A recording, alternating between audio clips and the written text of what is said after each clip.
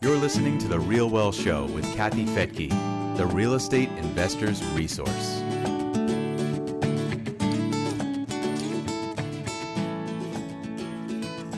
Our guest today has found many, many ways to live his many, many dreams. And he's here on The RealWealth Show to tell us how he's done it. I'm Kathy Fettke, and welcome. Jamie Bianchini has been a passionate social entrepreneur for over 20 years, starting with the epic 81-country intercultural tandem bicycle expedition called Peddlers. He wrote a book about his journeys. It's definitely worth the read.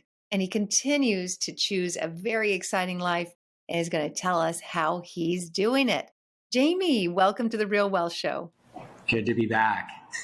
You have a really inspiring story. So let's go back to the beginning when you were sitting in a cubicle in San Jose, California, working a job you didn't love, but you had a little picture in your cubicle of your dream. What was that? It was a big map of the world that I really wanted to go and travel and explore. And I had a picture of a tandem bike, and I envisioned riding this tandem bike around the world through 80 countries, picking up strangers on the back seat in a gesture of peace and friendship between total strangers. It was a wild dream that I envisioned called Peddlers, and that I was really determined to do. Now, was your dream originally just to ride your bike around the world, or did it include just meeting people and giving them a ride on a tandem bike? Yeah, I mean, it was, I always dreamed to go around the world, and I love riding a bike. So I kind of put the two together, and little by little, it kind of morphed as I started to look for ways to give back in the world, to taking a tandem bicycle and then actually having there be some purpose to it besides just riding a bike and just traveling.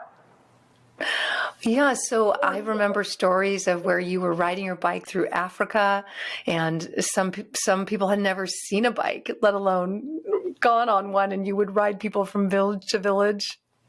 Yeah. I was able to realize the dream, and people who had never seen a bike and been on a bike were able to ride and kind of break down a lot of the barriers that people thought of connecting with someone from the United States or a white person, for example, and then people never even seen one, and much less been on a bike. So, I ended up riding with over 1,000 people from all walks of life around the world. It was epic.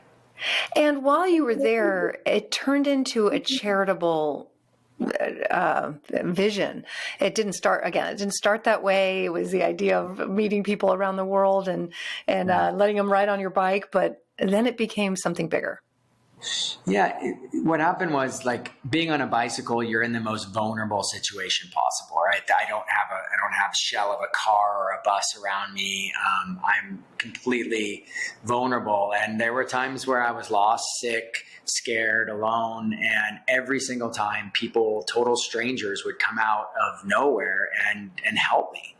And the compassion of total strangers over and over, year after year, day after day, inspired me, something inside me, to express and show my compassion to others. And so I just started to look for opportunities that I could be of service with the skills and gifts that I was given.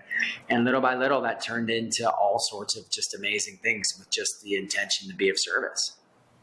Yeah. So, I know you helped babies with malaria that, were really struggling. How did you do that? I knew I was traveling through a lot of cultures that malaria was killing over 1 million people a year in Africa alone. So I did a partnership with Novartis to distribute malaria medication out to remote villages, was able to build a school for AIDS orphans and the needy in Uganda, another one in Rwanda, and just really was allowing myself to be a vehicle, just somebody that would look for opportunities to be of service and just find creative ways to fill them. So I think there's a lot of people that would love to have this dream come true as well. How did you fund it? How did you get yourself out of the cubicle? Well, this is probably the coolest part of the story. One was, I got some corporate sponsors, and a lot of the corporate sponsors were really generous. We had Panasonic and a lot of the bike companies, and all those guys were able to give me in-kind donations, which is pretty common way to support companies, is supporting them with in-kind donations.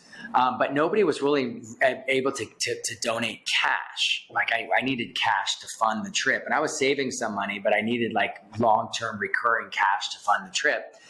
And one potential sponsor said, we'd love to do this, but we don't have any cash. What else can we do to support you? We want to help you realize your vision. Our whole team wants to support you.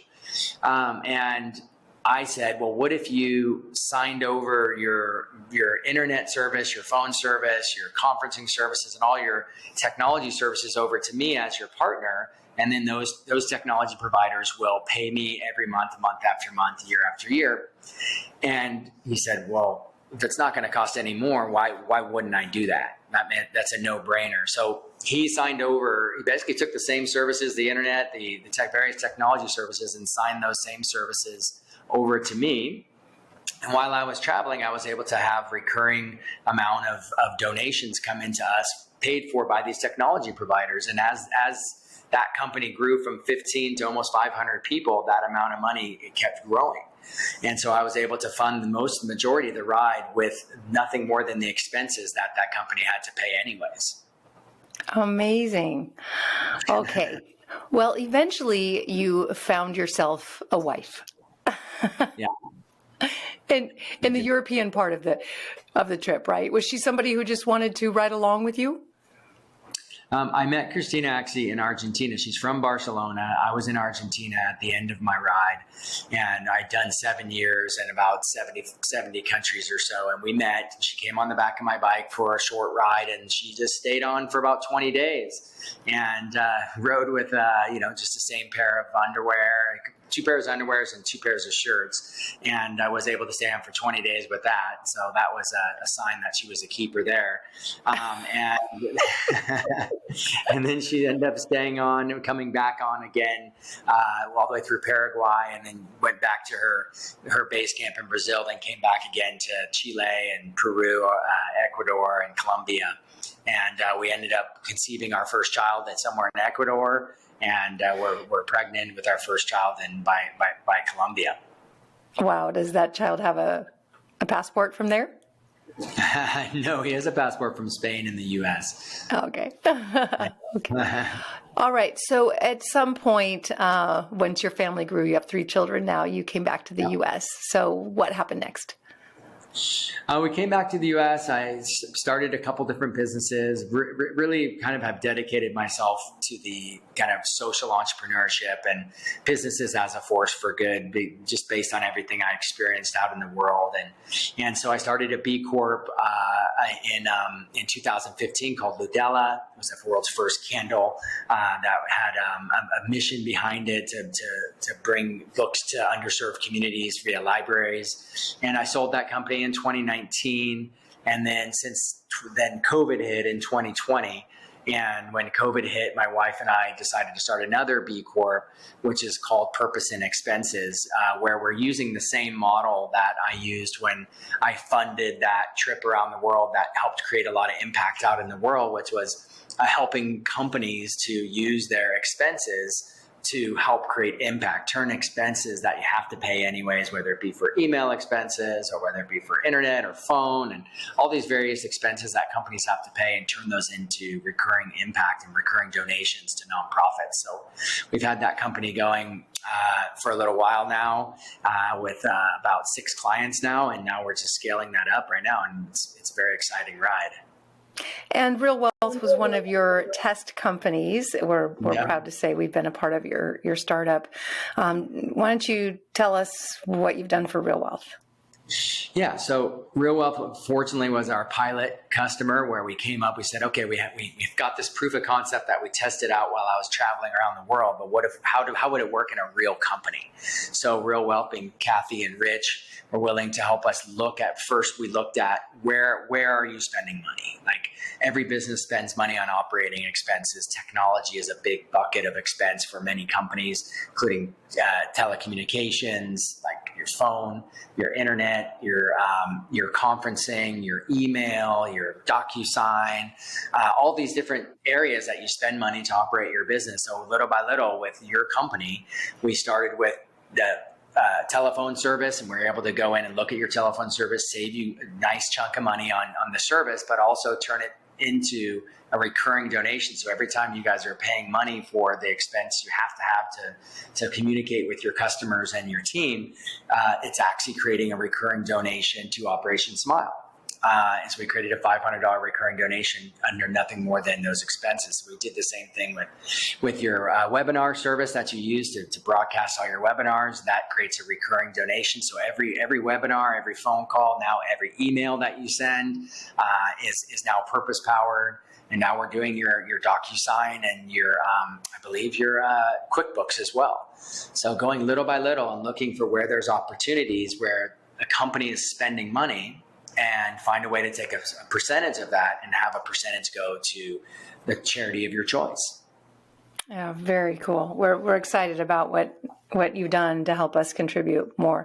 We do already set aside, funds from our profits to fund for different charities, but to be able to just take normal business expenses and have a portion of that go to Operation Smile, which is just changing so many lives. We really appreciate you.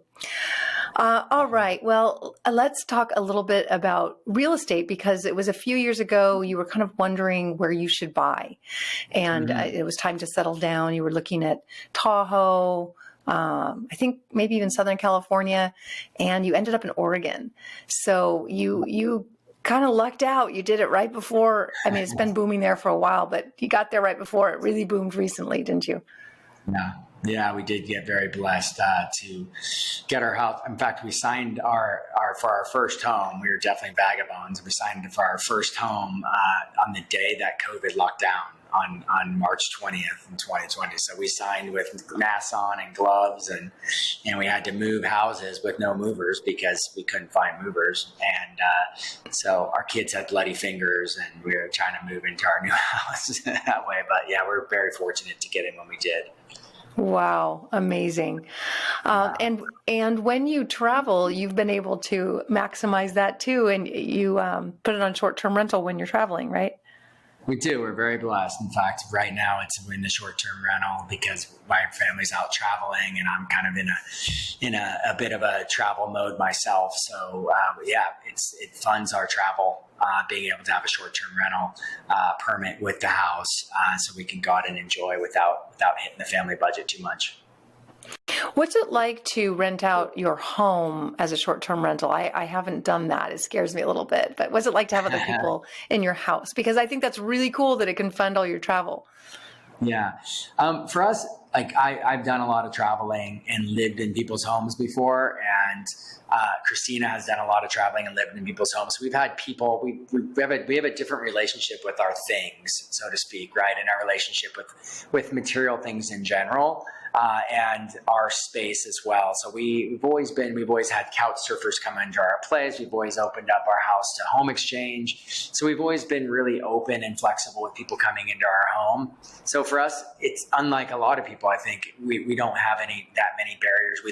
I leave my bikes out for people to play with. We leave all of our kids' toys, and anyone is welcome to use whatever they want. Obviously, we clean everything when they come back. We have a cleaning crew, and we clean the sheets, and we come back and it's all clean. And as far as I'm concerned, people had a great time because they had the experience of being like a guest, not like a typical Airbnb is kind of cold. That's a bit, you've got your cheap utensils and you got no spices, no amenities. Our house is like everything. It's like all the spices are there and all the cookware is overflowing and toys are everywhere. But I mean, they're available to play with. Like you're at someone's house and you can play with anything you want.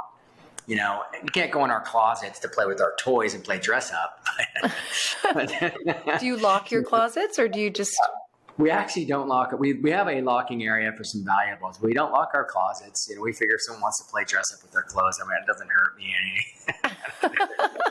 That's amazing.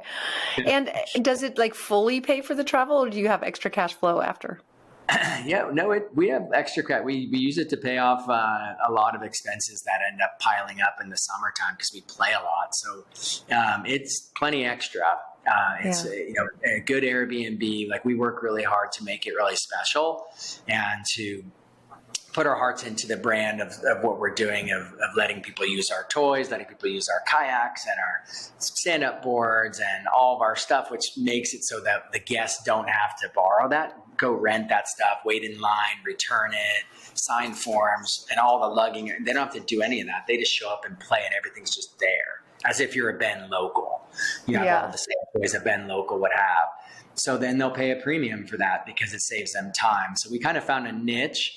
And also having a lot of baby toys and kid toys and different size bikes and holders for bikes and burly trailers and, stuffed beach toys and all those things that a parent would have to take on a plane with them or take in their car, or now they can just come and they don't have to take any of that. They don't have to bring a porta crib. They don't have to bring anything. That's amazing. Oh, I think you've just inspired a lot of people. I love how you said you have a different relationship with your things because, it's funny. Someone will go to a hotel where lots of people sleep in that bed. It's just a matter of changing the sheets, but they don't want anyone sleeping in their bed. Yeah. It is interesting when I tell people how they do that. And most people's reaction is the same. They're like, I couldn't do that. Come into my house. And then, yeah, really, really fascinating. All right. Well, what's next for you? Right now, we're just creating this movement with Pi, with Purpose and Expenses, and trying to scale it up with bigger clients. We now have 6 clients. You were our first. Thank you, and Rich and your team for being so gracious. And now we have a handful of other clients, and they're all kind of smaller, between 20 employees, 30 employees. So now we're looking for, 200 employees, 300 employees that want to be part of a movement that can redirect resources to charitable causes by just simply using our expenses. So telling that story, getting out there, letting people aware that there's a new way to look at how to make impact with our businesses. Love it. And how can people find out more about it? They can find out about Purpose and Expenses just by putting in purposeinexpenses.com. And there's a little 2-minute video that's in there. They can watch the video and they can set up a meeting to meet with us. And we do a free analysis and tell them what their current expenses could end up meaning in the way of a recurring donation to the charities that they love, and how that can help with their kind of company morale and company culture and employee engagement and things like that. So that's how people can find me. And they're saving money too, right? You help them cut their costs while also creating donations. Definitely. We did 9 times out of 10, we're going to be the same or less, never more. We're never more. But generally, as you guys experience, we usually save people thousands of dollars while also creating thousands of dollars in recurring donations. So it's almost too good to be true for some people. That's probably our biggest objection now. They're like, "What's the catch? I don't get it." Over that objection, that's the first time I've had that objection in any of my businesses before. I guess it's your negotiation skills with the companies that you're the intermediary for. All right, Jamie. Well, it's really been a pleasure to have you on the Real Wealth Show. You really exemplify living real wealth and always have. Oh, thank you so much. It's good to see you again, and look forward to many more awesome times together. Yes. And thank you for joining me here on the Real Wealth Show. Go to realwealthshow.com to get more information on how to create passive income through real estate. Again, that's realwealthshow.com.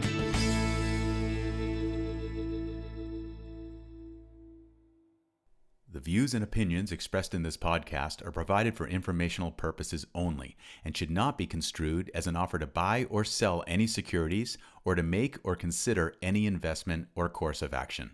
For more information, go to realwealthshow.com.